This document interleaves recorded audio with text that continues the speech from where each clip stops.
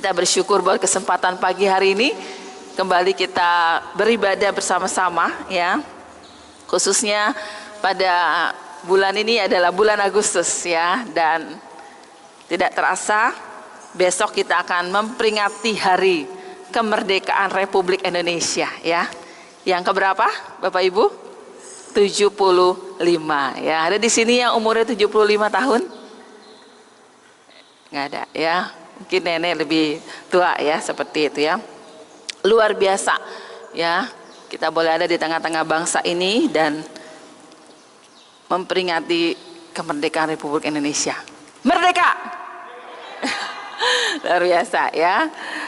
Kita akan berbicara juga pagi hari ini bagaimana kemerdekaan kita di dalam Kristus ya.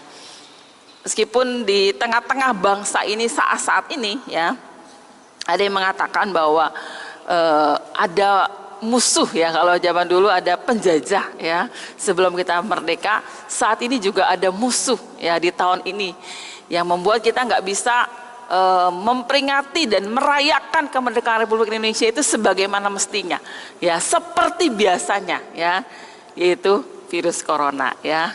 Dan ini harus kita perangi ya, harus kita perjuangkan ya, supaya kita bisa terlepas dari ini dan kita bisa berkemenangan ya.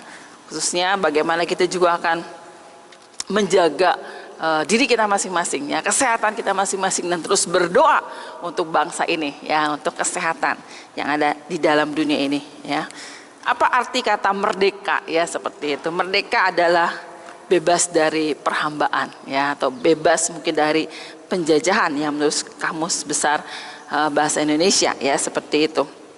Dan kehidupan kita sebagai orang-orang percaya di dalam Kristus ya, waktu kita percaya kepada Yesus, waktu kita menerima Yesus sebagai Tuhan dan Juru Selamat kita, maka kehidupan kita juga pada waktu itu mengalami kemerdekaan ya, dimerdekakan. Kita akan membuka di dalam Yohanes pasalnya yang ke-8 ayat yang ke-36. Kitab Yohanes pasal 8 ayat yang ke-36. Firman Tuhan berkata,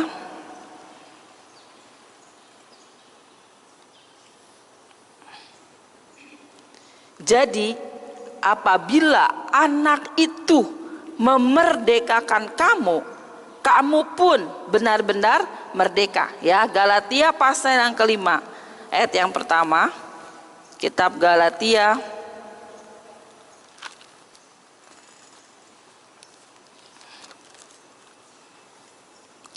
pasal yang kelima ayat 1a dikatakan bahwa supaya kita sungguh-sungguh merdeka, Kristus telah memerdekakan kita ya. Firman Tuhan berkata bahwa Kristus yang telah memerdekakan setiap kita ya. Jadi kita bukannya lagi hamba, kita bukannya lagi sedang dijajah, tapi firman Tuhan berkata bahwa Kristus telah memerdekakan kita. Kita akan belajar pagi hari ini, Kristus telah memerdekakan kita dari apa ya. Ada beberapa hal. Yang pertama adalah bagaimana Kristus telah memerdekakan kita. Yang pertama itu dari dosa ya. Roma 6 ayat yang ke-18 berkata, kamu telah dimerdekakan dari dosa ya, dan menjadi hamba kebenaran. Ketika kita percaya kepada Yesus, ketika kita menerima Yesus sebagai Tuhan dan Juru Selamat pribadi dalam hidup kita, kita mengakui dosa kita, kita menerima pengampunan dosa pada waktu itu. Firman Tuhan berkata bahwa kamu telah dimerdekakan dari dosa dan tidak menjadi hamba dosa lagi, tetapi menjadi hamba kebenaran ya. Apakah di dalam kehidupan kita saat-saat ini kita sudah dimerdekakan dari dosa, atau kita masih terikat dengan dosa ya? Kita masih diperhamba, kita masih menjadi hamba dosa ya. Ketika kita menerima Yesus, Yesus ada dalam hidup kita, kita dimerdekakan dari dosa. Spurgeon berkata, semua perbudakan di dunia ini tidak ada yang lebih mengerikan dibandingkan dengan perbudakan dosa, ya. Jadi yang pertama mesti kita perhatikan bahwa hidup kita sudah dimerdekakan dari dosa. Amin. Hal yang kedua, kita dimerdekakan dari rasa bersalah kita, ya. Waktu kita berdosa, kita mengakui dosa kita dan kita menerima pengampunan, kita mesti percaya bahwa kita sudah diampuni. Firman Tuhan berkata bahwa Tuhan itu melupakan, membuang dosa kita, ya, dan tidak diingat-ingat kembali, ya. Berapa banyak mungkin ada anak-anak Tuhan yang masih terus dihantui oleh perasaan bersalah, ya, oleh dosa mungkin di masa lalu. Padahal dia sudah mengakui dosanya di hadapan Tuhan, ya. Tetapi dia belum yakin apakah Tuhan sungguh-sungguh mengampuni dia, sehingga dia terus ada dalam perasaan rasa bersalah yang terus-menerus, ya. Waktu kita sudah dimerdekakan di dalam Kristus, kita juga merdeka atas segala perasaan bersalah, ya. Ingat firman Tuhan berkata bahwa itu pekerjaan iblis yang senantiasa terus mendakwa kita siang dan malam, membuat kita menjadi lemah dan tidak percaya kepada Tuhan, ya. Pada waktu kita terus-menerus ada dalam sikap perasaan bersalah, maka itu akan memunculkan masalah-masalah emosional dalam hidup kita, ya, seperti itu. Mari kita akan mengalami kemerdekaan, bagaimana kita bebas dari semua rasa bersalah pada waktu kita sungguh-sungguh sudah mengakui itu dan membereskannya di hadapan Tuhan, ya. Hal yang ketiga adalah bagaimana kita merdeka dari penghukuman dosa, ya. Kita buka dalam Roma pasal 8 ayat 1 sampai 3. Kitab Roma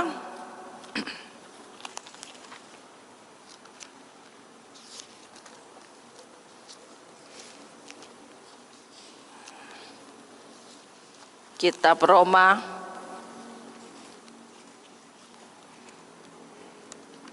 Roma pasal 8 dikatakan di sini, demikianlah sekarang tidak ada penghukuman bagi mereka yang ada di dalam Kristus Yesus. Roh yang memberi hidup telah memerdekakan kamu dalam Kristus Yesus, dalam Kristus dari hukum dosa dan hukum maut. Sebab apa yang tidak mungkin dilakukan hukum Taurat karena tak berdaya oleh daging telah dilakukan oleh Allah dengan jalan mengutus anaknya sendiri dalam daging, yang serupa dengan daging yang dikuasai dalam yang serupa dengan daging yang dikuasai dosa karena dosa. Ia telah menjatuhkan hukuman atas dosa di dalam daging, ya. Jadi firman Tuhan berkata tidak ada penghukuman bagi mereka yang ada di dalam Kristus Yesus. Yang ketiga adalah bagaimana kita dimerdekakan dari penghukuman dosa, ya. Yang tadinya kita masuk neraka, kita mengalami kematian kekal, kita mengalami hukuman kekal karena dosa manusia. Tetapi waktu kita hidup di dalam Yesus, tinggal di dalam Yesus, ya, maka firman Tuhan berkata kita juga dimerdekakan dari penghukuman dosa, ya, dari kematian kekal, ya, dari kebinasaan.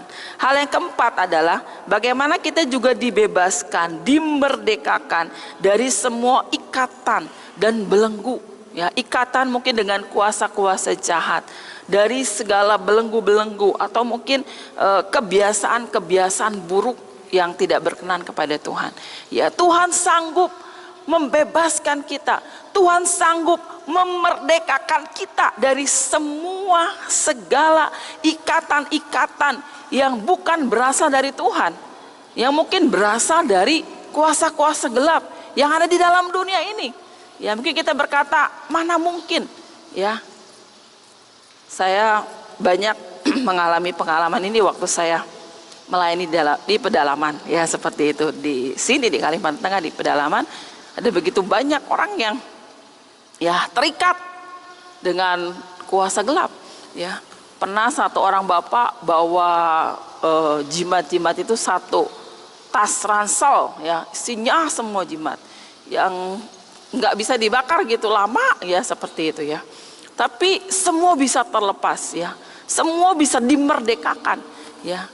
Tidak ada kuasa yang lebih besar daripada kuasa apapun di dalam dunia ini selain kuasa Tuhan. Ya, seperti itu. Ya, jadi kita dibebaskan dari ikatan dengan kuasa gelap, dengan kuasa jahat, dengan belenggu-belenggu dan kebiasaan-kebiasaan buruk. Ya, nanti kita akan belajar dari seorang wanita yang bernama Maria Magdalena ya, yang dilepaskan dari kuasa gelap ya. Yang kelima adalah bagaimana kita juga dimerdekakan, kita juga dibebaskan dari paradigma yang salah, dari konsep yang salah, dari tradisi-tradisi yang bertentangan dengan firman Tuhan ya. Kolose 2:16 berkata, karena itu janganlah kamu biarkan orang menghukum kamu mengenai makanan dan minuman atau mengenai hari raya, bulan baru atau sabat ya. Kemudian juga kita buka dalam Galatia 4 ayat 9 sampai 10. Galatia, mungkin yang udah ketemu bisa baca. Galatia ding udah ketemu. Galatia 4 ayat 9 sampai 10.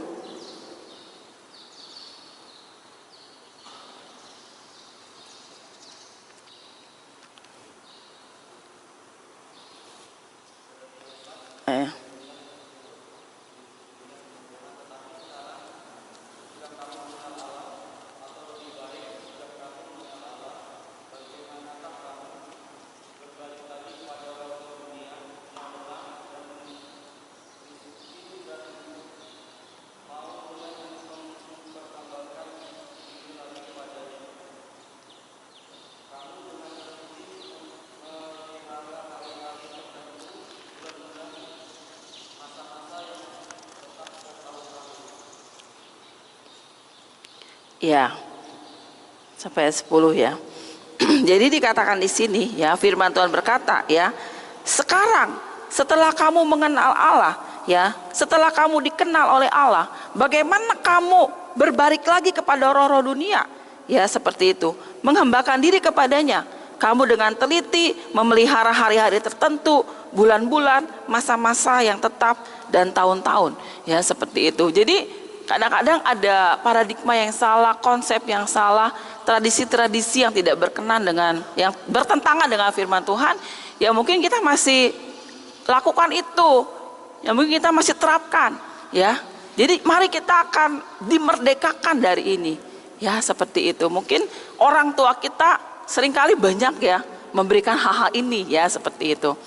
Kalau kamu mau pindah rumah itu harusnya hari Minggu ya, saya selalu ingat. Kalau mau apa sih menikah gitu, ada bulan-bulan tertentu, ada hari-hari tertentu yang harus dipersiapkan ya, seperti itu.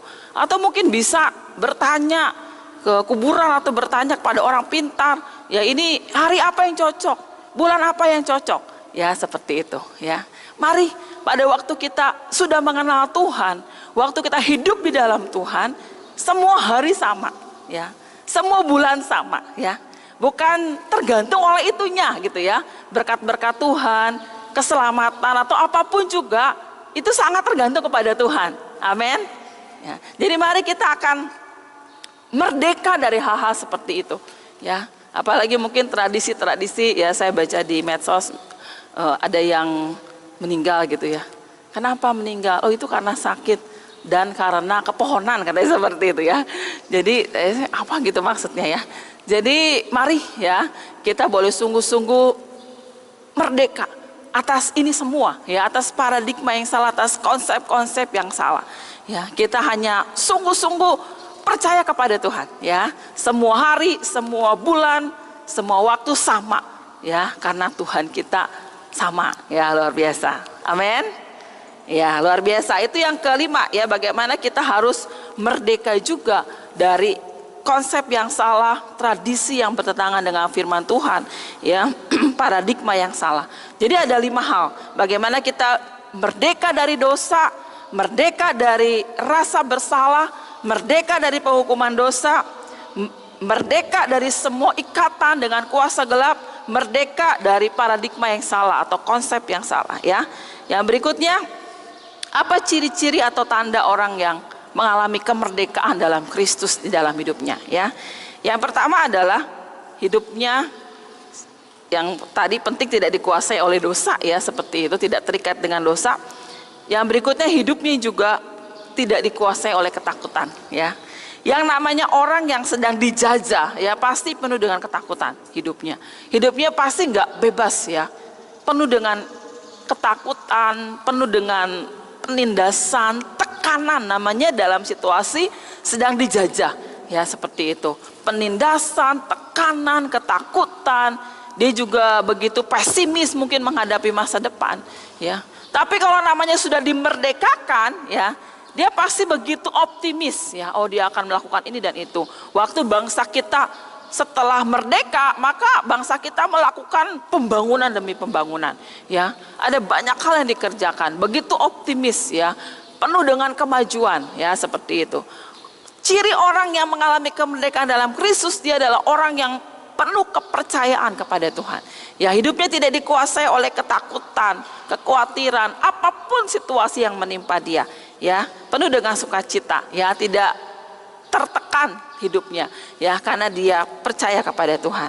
Yang kedua adalah bagaimana hidupnya udah pasti tinggal dalam kebenaran, ya. Orang-orang yang merdeka di dalam Kristus hidupnya tinggal dalam kebenaran. Yohanes 8 ayat 32 berkata, dan kamu akan mengetahui kebenaran, dan kebenaran itu akan memerdekakan kamu, ya. Semakin kita tinggal dalam kebenaran, maka kebenaran itu akan memerdekakan kita. Semakin kita melakukan firman Tuhan, maka kita akan mengalami kemerdekaan. Orang mungkin berpikir, wah, jadi anak Tuhan yang sungguh-sungguh sulit mungkin. Gak boleh ini, gak boleh itu, ya, harus melakukan kebenaran firman Tuhan. Dia berpikir, waktu dia melakukan kebenaran firman Tuhan, maka itu akan menekan dia, itu akan menjerat dia, itu akan membuat dia menjadi sulit karena gak bisa bikin ini dan bikin itu. Itu konsep yang salah. Justru waktu kita melakukan firman Tuhan, di situ kita akan mengalami kemerdekaan. Di situ kita akan mengalami kebebasan, ya. Coba kita tanyakan kepada orang-orang yang hidupnya seenaknya, kepada orang-orang yang melakukan dosa, ya, kepada seorang pencuri, kepada seorang penzina mungkin, kepada seorang yang memiliki kejahatan yang luar biasa. Apakah setelah melakukan itu mereka mengalami kebebasan? Tidak, ya. Apakah setelah melakukan itu mereka mengalami yang namanya ketenangan? Wah, tidak. Justru mereka semakin terpuruk hidup mereka, ya. Jadi kebenaran itu, waktu kita melakukan kebenaran, justru disitulah kita akan mengalami kemerdekaan, kebebasan, ya, yang Tuhan berikan dalam hidup kita. Kebenaran tidak untuk membuat hidup kita menjadi sulit, ya. Kebenaran tidak untuk membuat hidup kita mungkin jadi terkekang, tidak, ya. Jadi kebenaran itulah yang akan memerdekakan kita, ya. Ciri yang ketiga, tanda atau ciri orang yang hidupnya merdeka, dia akan dipimpin oleh Roh Kudus, ya. 2 Korintus 3:17 berkata, sebab Tuhan adalah Roh, dan di mana ada Roh, di situ ada kemerdekaan, ya. Dengan kekuatan sendiri kita tidak akan pernah mampu untuk kita bisa berkemenangan, ya. Untuk kita bisa dibebaskan, dilepaskan dari kuasa gelap, dari kebiasaan buruk, dari dosa mungkin yang bertahun-tahun mungkin kita lakukan, ya. Tapi Roh Kudus yang akan memampukan kita untuk kita bisa berkemenangan mengatasi itu semua. Di mana ada Roh Allah, di situ ada kemerdekaan. Di mana ada Roh Allah, di situ ada kelepasan, ada kebebasan dari kuasa-kuasa jahat, dari kebiasaan-kebiasaan buruk mungkin. Secara manusia kita berkata, nggak mungkin saya bisa lepas. Udah dari sonohnya mungkin saya seperti ini, ya. Saya memang orangnya begini dari dulu, gak akan pernah bisa berubah. Memang dengan kekuatan kita gak mampu, dengan kemampuan kita gak bisa, ya. Tapi Roh Kudus yang tinggal dalam diri kita, dia yang akan memampukan kita, ya, untuk kita bisa mengalami perubahan, ya, untuk kita bisa dimerdekakan, dilepaskan, dibebaskan, ya. Yang berikutnya, ya, ciri orang yang merdeka adalah dia hidup sebagai hamba Allah, ya. Bukan lagi hamba dosa, tapi hamba Allah. melayani Tuhan dan sesama. Ya, kita akan buka dalam Galatia pasal 5 ayat yang ke-13. Kita akan baca bersama-sama. Galatia pasal 5 ayat yang ke-13.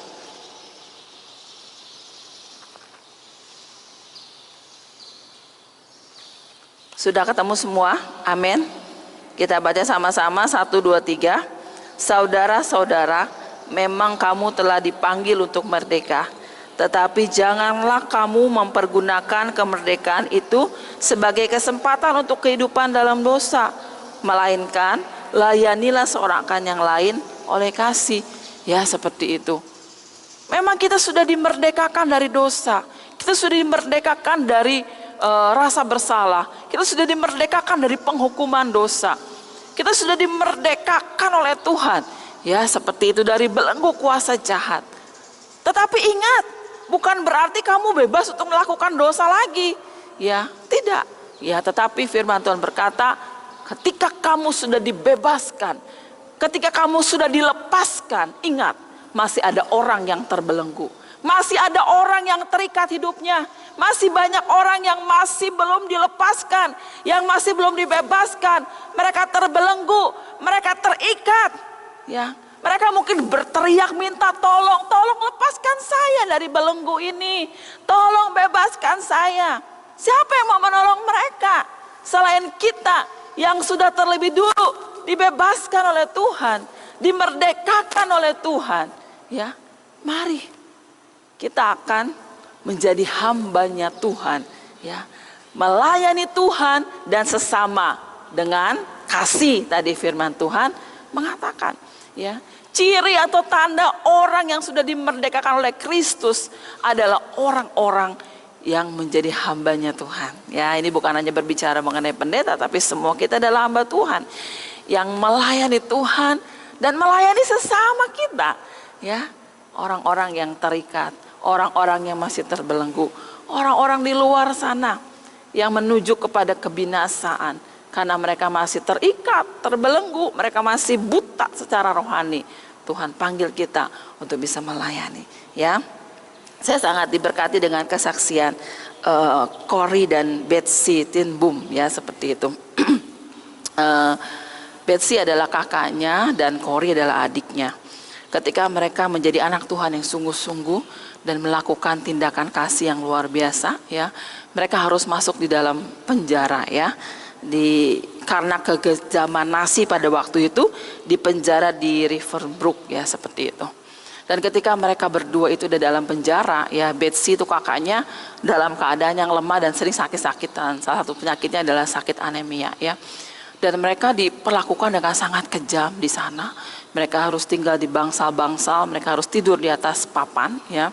Dan dikatakan bagaimana di papan yang mereka tiduri itu ada seperti kutu anjing yang sangat ganas, ya, yang bisa menggigit mereka sampai luka dan berdarah, ya, seperti itu, ya.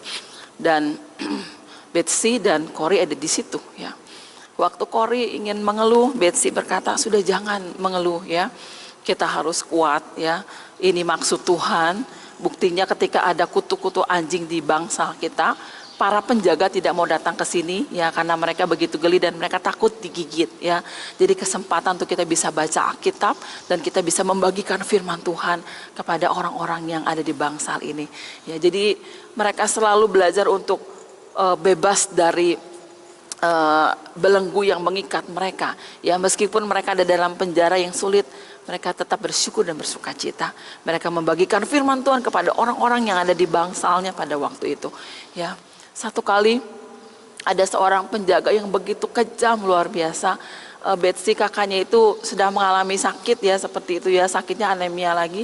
Dan kemudian si penjaga bangsal itu begitu kejam itu memecut kakaknya itu, ya, sampai keluar darah yang begitu banyak. Cory berdiri dan ingin marah sekali kepada penjaga itu. Bahkan dia mau membunuh penjaga itu. Kenapa kamu melakukan hal yang kejam? Kami tidak pernah berbuat salah sedikit pun. Tapi kenapa kamu seperti itu? Betsy bilang tidak boleh seperti itu. Kita harus memberikan pengampunan. Ya, kita harus dilepaskan dari semua sakit hati, kekecewaan. Dan juga kita harus bebas dari semua dosa-dosa yang membuat kita tidak bisa mengampuni dia. Ya, seperti itu.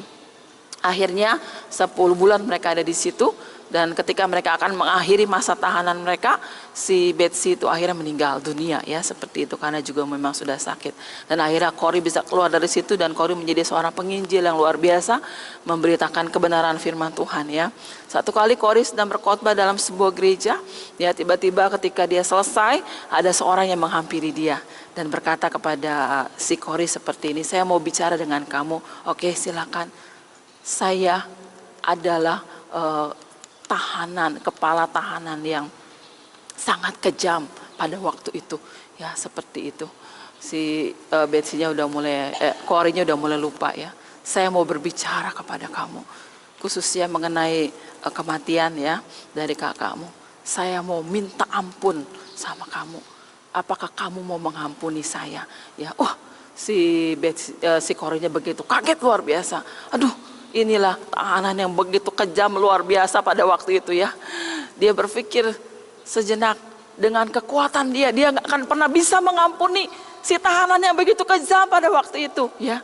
Tetapi dia percaya ya, dengan kekuatan dari Tuhan, dengan kasih Tuhan, dengan Roh Kudus yang akan memampukan dia. Akhirnya dia memberikan jabat tangan dan berkata, "Saya mengampuni Anda. Saya mengampuni Anda. Saya lepas dari semua kepahitan. Saya mengampuni Anda karena Yesus sudah mengampuni Anda juga." Ya, dan dia mengalami kelepasan, kemerdekaan, kebebasan yang luar biasa ya, karena dia juga sudah dibebaskan dari dosa ya, yang mungkin selama ini membuat dia kecewa dan pahit ya. Dan orang itu pun dibebaskan juga dari rasa bersalah ya, luar biasa ya. Kita harus mengalami kebebasan juga dari kepahitan, kemerdekaan dari kepahitan, dari kekecewaan ya, yang seringkali ada mungkin ya dalam hidup kita ya. Karena Tuhan mau kita sungguh-sungguh merdeka di dalam Kristus ya, menjadi orang-orang Kristen yang dimerdekakan, dibebaskan dari hal-hal mungkin yang bisa merintangi iman kita ya. Dan kita akan belajar juga dari seorang wanita yang bernama Maria Magdalena ya, kisahnya dalam Lukas 8 ayat 2 sampai 3 ya, dan Markus 16 ayat yang ke-9 ya. Di situ diceritakan bagaimana Maria Magdalena dulunya dia terikat dan terbelenggu dengan kuasa dosa, yaitu kuasa gelap, kuasa jahat ya. Dikatakan nama Magdalena itu berasal dari Magdala ya, kota kecil di pesisir barat Danau Galilea ya.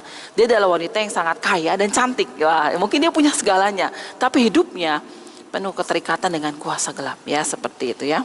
Nah, pada abad pertama waktu itu, roh jahat itu diyakini itu biang keladi dari semua sakit baik secara fisik maupun batinnya dan jiwa ya. Dan pada waktu itu kalau orang itu dikuasai roh jahat ya, manifestasinya luar biasa ya. Ada yang meraung-raung, ada yang membuka bajunya ya, seperti itu ya. Ada yang memukul diri ya, seperti itu, dan melakukan sesuatu yang mengerikan ya pada waktu itu ya.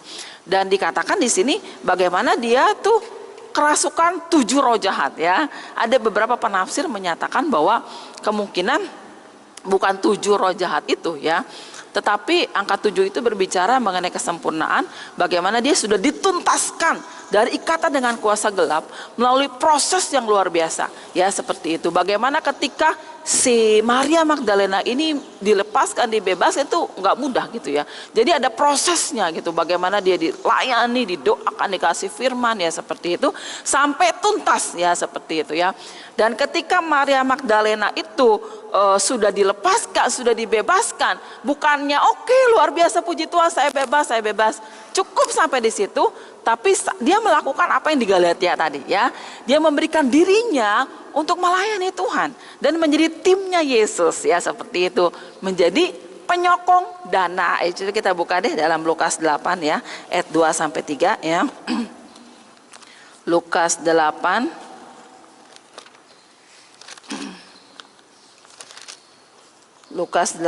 ayat 2 sampai 3, firman Tuhan berkata, "Dan juga beberapa orang perempuan yang telah disembuhkan dari roh jahat atau berbagai penyakit, yaitu Maria yang disebut Magdalena yang telah dibebaskan dari 7 roh jahat, Yohana istri Kusa, bendahara Herodes, Susana, dan banyak perempuan lain. Perempuan-perempuan ini melayani rombongan itu dengan kekayaan mereka." Ya, jadi wanita ini apa yang dia punyai, apa yang dia miliki waktu itu kekayaan, dia berikan untuk Tuhan. Ya, seperti itu. Ya, jadi mungkin kalau kita punya talenta apa, kita punya kemampuan apa, ya kita berikan sama Tuhan ya waktu kita melayani Tuhan, ya seperti itu. Dan firman Tuhan berkata, Maria Magdalena ini selalu yang pertama gitu disebutkan ya. Dan firman Tuhan mencatat bagaimana bukan hanya si Maria Magdalena ini melayani dengan kekayaannya, menjadi timnya Yesus yang luar biasa, tapi dia juga setia, ya, setia sampai akhir, ya, seperti itu. Ada yang mengatakan bagaimana Yesus ini dekat sekali sama Maria Magdalena, sama seperti sama Petrus, ya. Jadi ada kemungkinan Petrus juga kayak agak-agak suka gitu ya, kok Yesus juga dekat dengan Maria Magdalena dan juga beberapa wanita yang lain. Dan firman Tuhan mencatat bagaimana Maria Magdalena itu setia, ya.